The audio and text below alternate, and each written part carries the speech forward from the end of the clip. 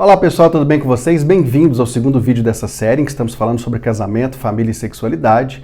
Eu espero inclusive as informações iniciais possam ter sido bênção para você quando nós falamos um pouquinho sobre o ideal divino.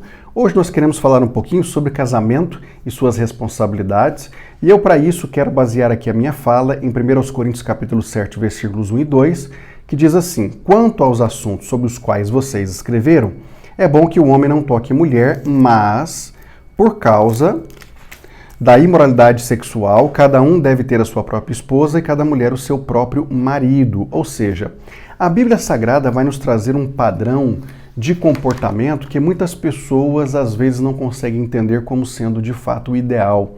Porque na verdade, por conta dessa liberdade exagerada que temos hoje na nossa sociedade, as pessoas querem tomar as decisões de acordo com aquilo que é o seu padrão de comportamento, de acordo com a sua base de conceitos e valores, e infelizmente nem sempre esses conceitos e valores são os melhores, principalmente pelo fato de que estão destoando daquilo que a Bíblia traz para nós como normativa.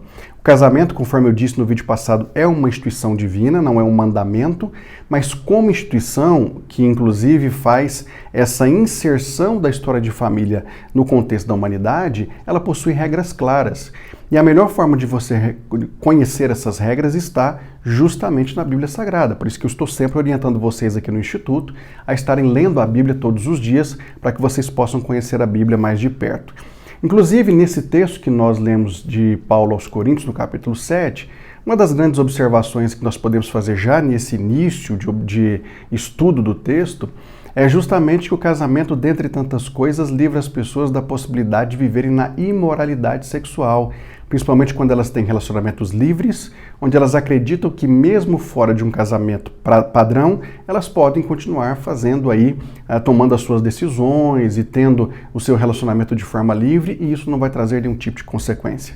A Bíblia vai dizer para nós que uma das maneiras que nós podemos fugir dessa perspectiva de uma imoralidade sexual é justamente por intermédio do casamento. Além disso, quando nós olhamos o versículo 10 e o versículo 11, diz assim: aos casados dou este mandamento, não eu, mas o Senhor, que a esposa não se separe do seu marido, mas se o fizer, que permaneça sem se casar, ou então que reconcilie-se com seu marido e o marido não se divorcie da sua mulher.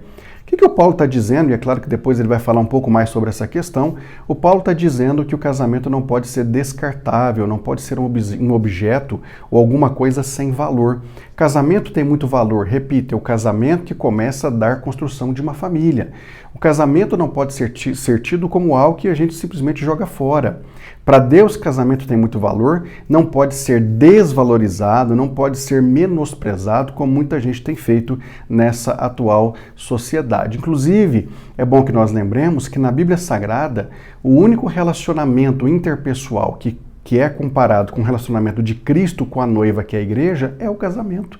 Então perceba o quanto que Deus dá valor ao casamento. A grande questão é que nós, com as nossas muitas formas de pensar, com as nossas formas de agir, com as decisões que achamos que estão corretas porque temos liberdade de escolha, nós vamos simplesmente desconsiderando essas questões como se elas de fato tivessem que ser desconsideradas ou que pudessem ser, quando na verdade elas nem têm e nem podem ser desconsideradas, né? Por mais que muita gente queira desvalorizar aquilo que para Deus não é desvalorizável, evidentemente nós temos que entender que no padrão de Deus, os padrões que ele delimitou, principalmente para as relações e muito especificamente para a relação de casamento, são padrões imutáveis, padrões que não mudam.